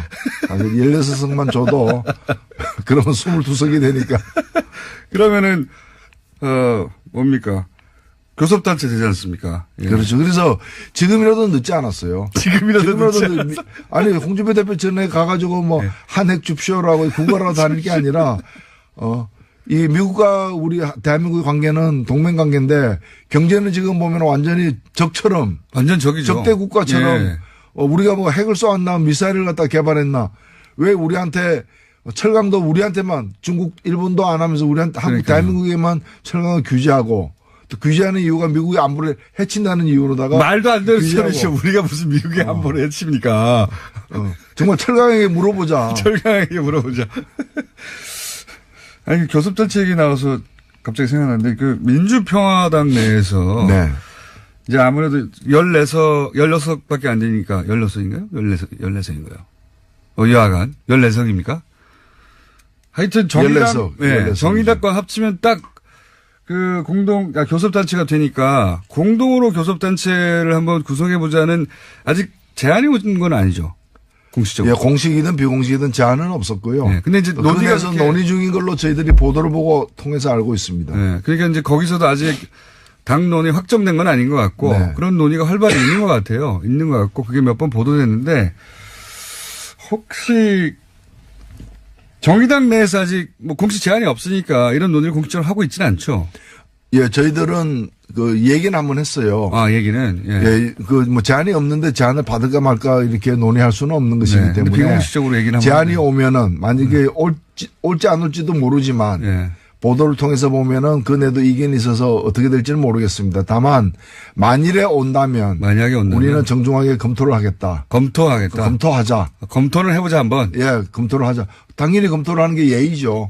그렇죠. 이것도 중요한 사안이기도 하기 때문에 그때 이제 검토하자라고 저희들끼리는 합의를 했습니다. 검토를 한번 해보자. 원래 정의당을 지지하시는 분들도 그렇고 정의당에 오래 계신 분들 진보정당으로서 이제 대한민국의 유일한 진보정당이라는 자부심이 있기 때문에 소수정당이라도 이렇게 이제 섞이고 이런 걸 굉장히 이제 실질적으로 싫어하시는 분들이 많을 거라고 지지자들 중에는 생각도 듭니다. 근데 이제 저는 여기 굉장히 흥미로운 실험이 될 수 있을 것 같거든요. 물론 뭐 정강정책이나 혹은 뭐 정책에 따라 다 차이가 날 수도 있겠지만 어떨 때는 또 입장이 갇힐 수도 있지 않습니까? 그리고 교섭단체가 됨으로 해서 가지는 또 이점도 분명히 있고요. 뭐 제가 결정할 수는 없지만 한번 보고 싶다는 생각이 있거든요. 뭐 저는 뭐 제 개인적인 견해이긴 합니다만은 저희 판단 기준, 이 문제에 대한 판단 기준은 어떤 선택을 하는 게 정의당에 더 이로운가가 아니라 어떤 선택을 하는 것이 촛불 민심이 실현되는 데 도움되는가. 저는 그게 판단 기준이 돼야 된다 생각합니다. 민주평화당 내일 박지원 대표 나오시니까 한번 여쭤봐야 되겠네요. 그쪽에 얼마나 진척이 됐는지. 네. 예. 굉장히 흥미로운 실험입니다, 이거. 예. 이런, 상상도 못 했는데 안철수 대표에게 감사해야 되는 거 아닙니까? 한편으론? 어떤 의미에서는? 예, 저는 뭐 늘 이웃에게 감사하는 마음으로 살고 있습니다. 이웃에게 감사하는 마음으로. 만약에 이렇게 되면 근데 거꾸로 이 바른미래당과 자유한국당의 선거연대도 가능성 있어지지 않을까요? 이게 똑같은 결의 얘기는 아니지만 저쪽도 저렇게 연대하니까 우리도 선거연대 할 수 있다고 치고 나올 수 있지 않을까요? 그런 가능성에 대해서 물론 바른미래당에서는 자유한국당과의 연대는 없다 계속 얘기하고 있습니다만. 그렇습니다. 뭐 계속 우리가 보도를 통해서 보면은 연대 안 한다. 연대 안 한다. 뭐 계속 이제 그걸 강조하면서 계속 가까이 가고 있는 거죠. 예. 안 한다고 하면서. 예. 근데 원래 정치권에서 안 한다고 해놓고 되는 경우도 엄청 많으니까요. 아, 그거 안 한다는 얘기는 지금은 안 한다는 뜻이죠. 지금은 안 한다는 뜻이요. 아니, 안철수 대표 자체가 바른미래당과의 통합은 절대 없다고 했던 분이니까요. 네. 그러다가 통합이 이미 돼버렸으니까. 자유한국당과의 선거연대 가능성도 물론 전폭적인 연대는 아니어도 뭐 서울시장, 경기도지사 이 정도를 가지고는 충분히 얘기가 될 수 있다. 자유한국당은 그러면 경기도 뭐 서울에서는 안철수 대표 뭐 이런 식의 구도가 가능하지 않겠는가. 그런 얘기는 있죠. 예, 충분히 그건 있을 수 있는 일이라고 생각됩니다. 가능성이 높다고 보십니까? 예, 예. 네. 근데 이제 그걸 연대가 아니라고 뭐 주장할 수는 있겠죠. 우리 연대한 게 아니다. 이렇게. 그렇죠. 그게 이제 그런 뭐 정치인들 발언이라는 것이 예. 사실상 연대를 하면서도 연대 아니다라고 얘기하는 그런. 자유한국당의 서울시장으로서 적합한 후보가 없어서 내지는 뭐 유력 후보가 안 됐다. 그래서 사실상 안철수 대표하고 이제 보다 훨씬 급이 낮은 누군가가 나오면서 이렇게 자연스럽게 그렇게 선거연대가 되는 그런 구상도 할 수 있겠네요. 이재용 그 부회장 재판에도 뇌물을 준 적 없다. 말을 줬을 뿐이다. 뭐 그런 거죠. 뇌물을 준 적이 없다. 말을 줬을 뿐이다. 네. 그렇죠. 그 해외 돈이 나간 것도 예. 그게 아니다. 마침 그게 해외였을 뿐이다. 이거 아닙니까? 그렇죠. 그렇게 돈을 보냈는데 받은 사람이 해외에 있었을 뿐이다라는. 그 사람이 해외에 있었네. 자, 지난주에 드디어 이제 노회찬 대표께서 고소고발을 하는가 싶었더니, 예. 안 하는 것으로, 못 하는 것으로 해봐야, 예, 의미가 없는 것으로 결론이 났네요. 예. 아니요. 그러니까, 그렇게 공식적으로 국민들이 보는 앞에서 부정청탁했다고 얘기했으면 그 근거를 대고, 예. 당연히 또 그 근거에 의해 가지고 저를 고발을 해야 마땅한. 고발을 기다리시고 있고. 예. 나를 고발하라. 그건 답이 없습니다. 근데 고발 안 하려고 도망 다니고 있는 거예요. 고발 안 하려고 도망 다니고. 자, 그럼 다시 한번 노회찬 원내대표의 메시지를 전달해 드립니다. 네, 전달해 드립니다. 그리고 제가 분명히 얘기를 했습니다. 의혹이 채용과 관련된 조금이라도 그 부정한 어떤 의혹이 있다면 저는 국회의원을 물러나겠다. 네. 그리고 권성동 위원장도 조금이라도 그 사실이 밝혀진다면은 사법 처리가 어떻게 되든 관계없이 의원직을 사퇴하라고 사퇴할 것을 국민 앞에 약속하라고 얘기했는데 지금도 약속을 안 하고 있어요. 약속도 안 하고 고발도 안 하고. 그리고 김진태 의원은 왜 제가 그렇게 민감하게 나서는지 모르겠다. 민감하게 나서는지 모르겠다. 네. 아니 지금 범죄 혐의가 있다고 그래놓고. 네, 그러니까 왜 그렇게 민감한 부분을 건드리느냐 그렇게 얘기하는 거죠 자기들이. 자, 노회찬 원내대표는 고발을 기다리고 있습니다. 네, 메시지 전해드리겠습니다. 정의당 노회찬 원내대표였습니다. 감사합니다. 네, 감사합니다. 내일이 3.1절입니다. 임시정부에서 대한민국을 민주공화정이라고 선언한 지 100년이 되는 해라고 하네요. 예.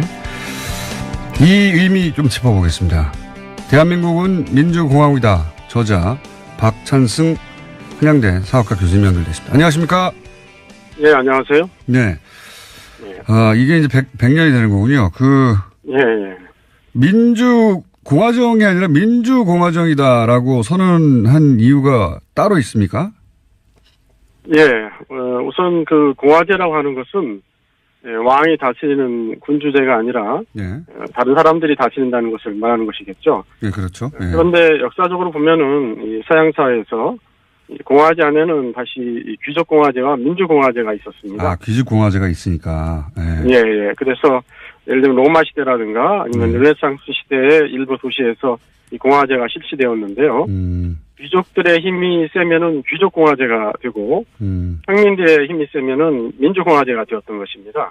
이러한 것들이 대한제국식에 이미 한국에도 소개가 되어서 한국의 지식인들은 이미 이 귀족공화제와 민주공화제라고 하는 것을 구별할 줄을 알고 있었던 것입니다. 그래서 이제 민주공화정이라고 앞에 민주를 따라 붙인 게 사실 의미가 크다는 말씀이시네요. 그때 이미. 예, 그렇죠. 예. 그렇군요. 독립운동가들이 그러니까 앞으로 대한민국은 민주공화정으로 탄생해야 한다고 이미 이해하고 있었고 선언한 것이다. 예. 예, 그렇습니다. 근데 이제 어느 나라나 그렇지만 꼭 보면은 이제 왕당파가 있지 않습니까? 예, 그렇죠. 그러니까 독립운동을 하는 우리의 경우에도 그렇습니다. 우리도 그랬나요? 그러니까 돌아가자 다시 공화정은 공화정인데 이제 왕정을 어느 정도 다시 세워서 뭐 이런 논의도 있긴 있었습니까? 예, 1910년대 이 국외로 나가서 독립운동을 하던 분들의 의견이 둘로 나뉘어져 있었습니다. 아하. 하나는 대한제국을 잇는 군주제 국가, 꼭 전제군주제가 아니라면 입헌군주제 국가라도 다시 세워야 된다. 입헌군주제. 하는 것이었고요. 다른 한쪽은 대한제국은 이미 멸망했기 때문에 차제 새로 나라를 세운다면 공화제 국가를 세워야 한다. 그런 두 가지 의견이 나뉘어져 있었습니다. 이건 제가 처음 아는 건데 입헌군주제로 돌아가자는 얘기도 있긴 있었군요. 예, 그렇습니다. 그런데 1910년대는 세계사적으로 보면 그야말로 혁명의 시대였습니다. 1911년에 중국에서 신해혁명이 일어났고요. 또 1917년에 러시아에서도 혁명이 일어나서 짜르 체제가 무너졌죠. 또 독일에서도 혁명이 일어났습니다. 그래서 이런 세계사적인 흐름을 보면서 1917년에 당시 상하이에 모여있던 한국의 독립운동가들이 대동단결 선언이라는 걸 발표했습니다. 그런데 이 대동단결 선언이라는 거를 자세히 살펴보면은 거기에서는 앞으로 세월을 나라는 우리가 주권 재민에 입각한 나라가 되어야 한다. 이렇게 되어 있습니다. 다시 말하면 공화제 국가를 세워야 한다는 것이겠죠.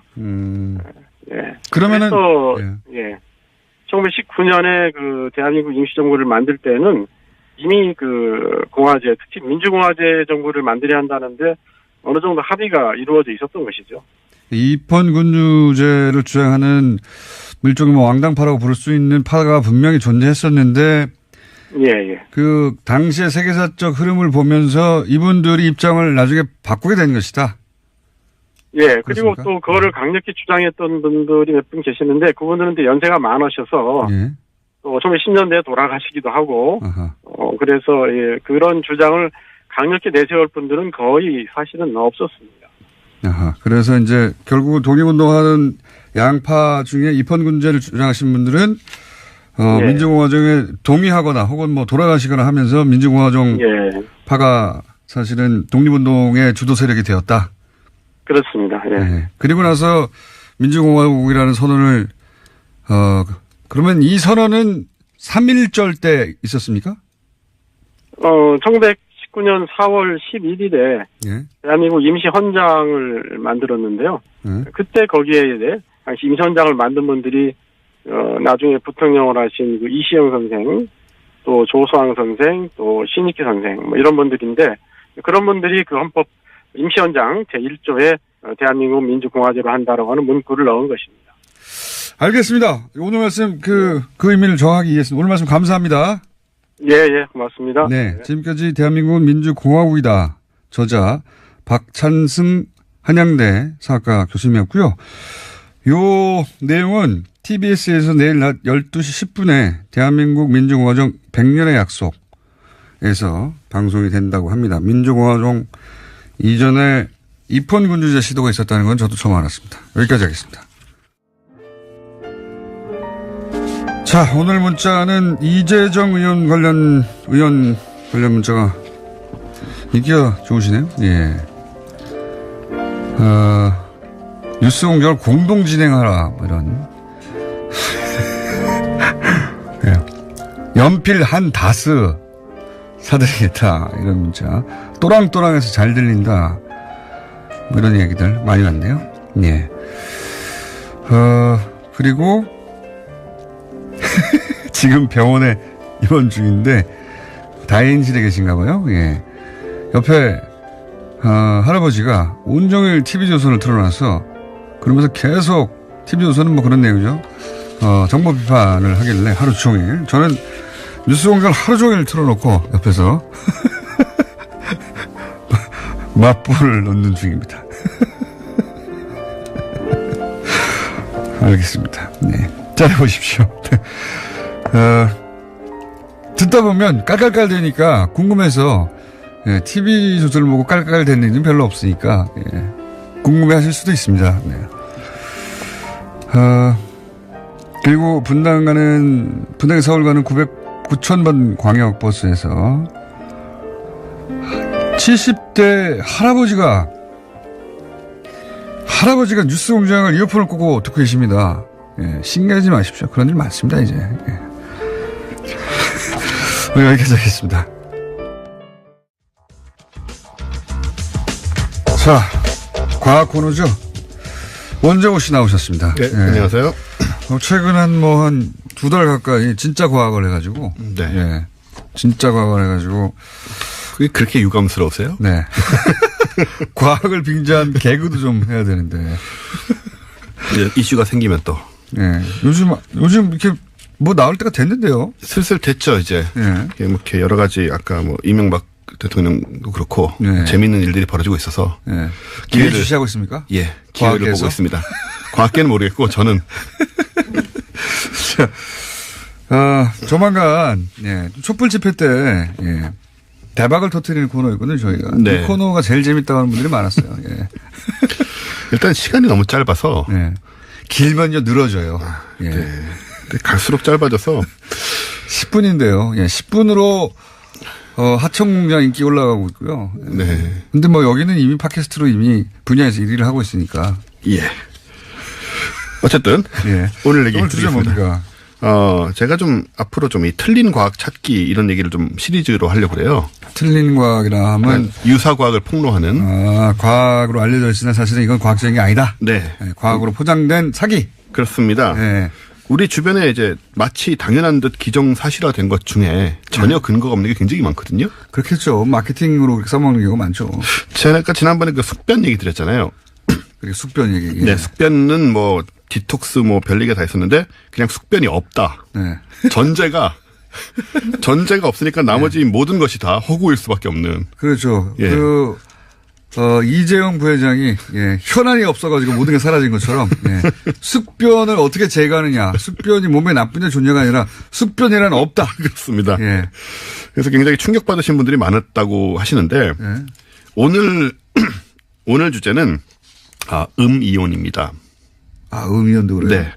음이온 하면 항상 우리가 궁금했습니다, 저도. 그렇죠. 음이온이 대체 어쨌다는 거야. 예, 뭐 이게 뭔지. 예.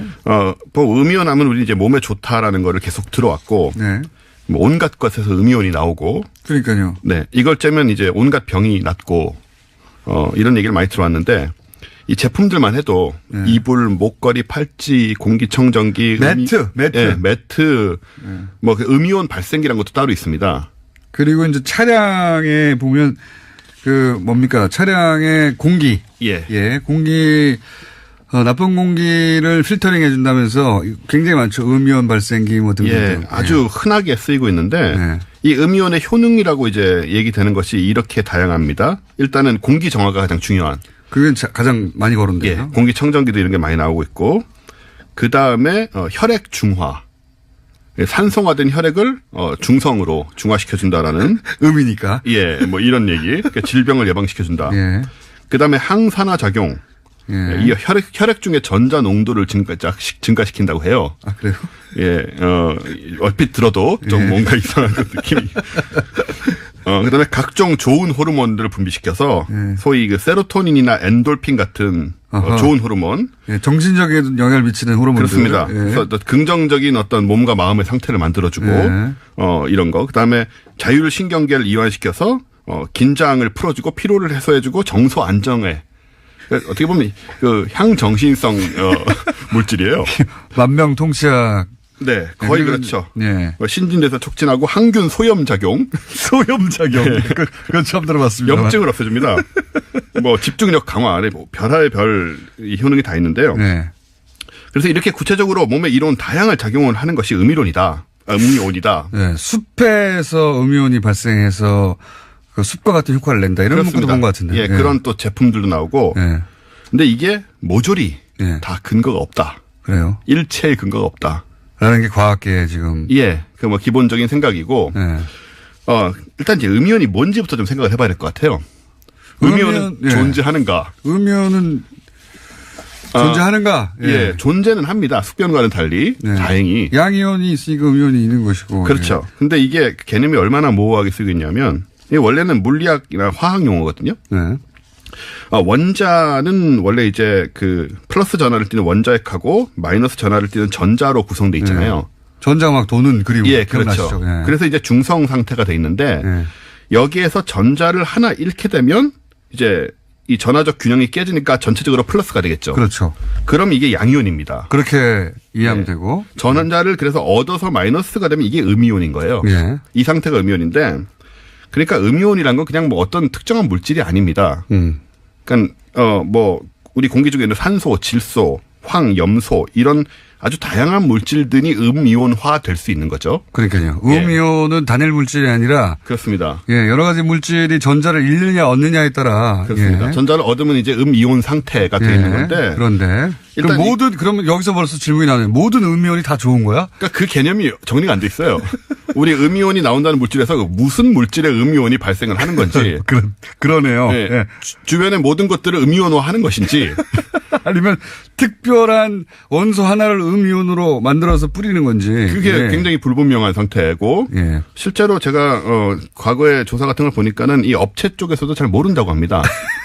예. 스스로도. 음이온이 나오긴 나와요? 뭔가의 음이온이? 예, 그건 또 이제 어느 정도는 된다는 얘기는 있는데, 그걸 또 얘기를 드릴 생각인데요. 이제 일단 문제는 음이온이 조금 나온다고 쳐도, 보통 공기 1mm, 세제곱 밀리미터 속에, 산소와 질소를 우리가 보통 기체로 생각을 하자고요, 주변에 있는. 3,000조 개가 넘는 분자가 있습니다. 일반 산소와 질소 분자가. 1mm 속에? 네. 근데 음이온이 뭐 나오는 장치를 아무리 틀어봤자 이 3,000조 개의 분자 속에서 전혀 어떤 뭐라고 표현을 해야 될까요, 이거를? 영향을 미치지 아니한다. 그렇습니다. 이 바다에다가 우리가 정말 뭐 콧물을 한 방울 떨어뜨려봤자 아무 차이가 없는 것처럼 그 정도로 이제 사실 효과가 없다라고 봐야 되고요. 그리고 이제 음이온이 발생을 하는 이런 장치들 같은 경우는 그러니까 사실 국내에서 다 실험을 하고 확인한 것들이 있습니다. 한 발생한다고 주장하는 물건들 중에 90% 이상은 이제 음이온이 전혀 나오지 않고 주변에 90%. 어떤 영향도 미치지 않는다. 나오지 않고 나온다 한들 너무 적어서 기체 속에서 무의미하게 섞일 뿐이고 너무 그렇습니다. 적어서 양이. 그리고 그게 설사 많이 나온다 하더라도 대체 그게 어디에 좋다는 건지 확인도 안 돼 있고. 전혀 확인이 안 돼 있고요. 어떤 음이온이 좋은지도 모르고. 그렇습니다. 이렇게 모호한 상태로 10여 년 이상. 이게 어디서 출발한 거예요 도대체 이 마케팅이? 보통 이런 거는 다 일본에서 시작이 되죠. 아 그래요? 일본이 이제 혈액형부터 시작해가지고 그렇죠. 이런 개념의 온상인데 일본이 2000년대 초 20세기 말 이럴 때부터 갑자기 이게 유행을 하기 시작을 해요. 그러니까 일본의 경우 대개 이런 흐름은 뭐냐면 미국이나 유럽에서 어떤 책이 하나 정체불명의 책이 나옵니다. 그게 일본에서 번역이 되면서 히트를 치고 그러면서 이게 기정사실화되고 업체들이 쭉 따라가는 이런 형태를 보이는데 혈액형도 그랬고요. 혈액형은 출발이 일본 학자였죠. 예, 근데 그것도 역시 가장 바탕에는 또 미국의 좀 정체불명의 그런 우생학 관련해가지고 있습니다. 일본은 얼마나 이게 유행했냐면 2000년대 초에 2002년 10월에는 심지어 히다치에서 음이온을 방출하는 컴퓨터를 만들어 팔 정도였어요. 컴퓨터 쓰면서 음이온도 쬐라. 이런 개념이었는데 그러다가 이제 2006년 7년을 넘어가면서 음이온이란 것이 실제로는 뭐 안 되는 거 아니냐라는 게 일본에서 이제 개념이 마케팅으로 그냥 봐주고 있다가 이게 점점 메인스트림에서 기정사실화 되니까 또는 뭐 과학계나 그쪽에서 이거 말이 안 되는 건데 이런 문제 제기가 나오기 시작했다. 그렇습니다. 그래서 히다치 이런 데조차도 이게 뭐냐 이렇게 물었을 때 대답을 하지 못하고 지금 이후에 이제 아무것도 아닌 것을 만들었다고 반성을 하는. 아, 그래요? 네. 아무것도 아닌 것을 만들었다고. 아니, 팔리기만 하면 만드는 거니까요, 장사꾼들은. 예. 그랬었고, 그리고 사실 좀 뭐가 문제냐면은 지금 음이온 공기청정기라고 이제 불리는 것들, 이게 음이온을 많이 뿜어내는 기계잖아요. 팔찌 같은 거는 뭐 전혀 아무것도 안 나온다고 생각하시면 되고요. 네. 또 다 시험을 해봤는데 거의 이제 결과가 안 나왔고. 칫솔 이런 것도 있다고 해요. 음이온 칫솔. 아무 의미 없는 거군요. 거의 의미 없다고 보시면 되고요. 공기청정기나 이렇게 뭘 뿜어내는 기계 같은 경우에 사실 좀 문제가 있는 게 음이온이 아니고 오존이 나오는데 이 오존이란 거는 오존 경보 이런 거 들어보셨죠? 오존이 주변에 많아지면 호흡기에 굉장히 위험해집니다. 아하. 그래서 이건 오존 발생기에 가까운 제품이 돼 있고 그래서 이제 오존이 기준치를 10배 이상 초과할 수도 있기 때문에 사실은 몸에 좋은 게 아니고 나쁠 수 있고 이거 환경부에서 다 이미 검사했던 건데 이상하게 일반에 별로 안 알려져 가지고 계속 이게 이런 제품들이 팔리고 있는 상황이에요. 아, 오히려 음이온이라고 뭔가 이제 마케팅에 문구가 들어간 그 공기청정기 중에 아예 아무것도 안 나오는 게 대부분이지만 나오면 오존이 나올 수 있고. 오존이 나옵니다. 이 오존 같은 경우는 차량 냄새 뺄 때 쓰거나. 그렇습니다. 예. 그 결합력이 강해가지고. 오존이 자연계에서 두 번째로 강력한 살균 물질이거든요. 그러니까요. 이게 저 공중에 떠 있으면 이 성층권에 떠 있으면 이거 자외선 같은 걸 막아준다거나 이런 효과가 있지만 지상에 있으면 호흡기에 굉장히 안 좋은 영향을 미치는 물질입니다. 실제 차량의 세차 증후군. 그런 거 잡아낼 때 강제로 뿌려줘가지고. 그렇습니다. 결합시켜서 이제 제거하는.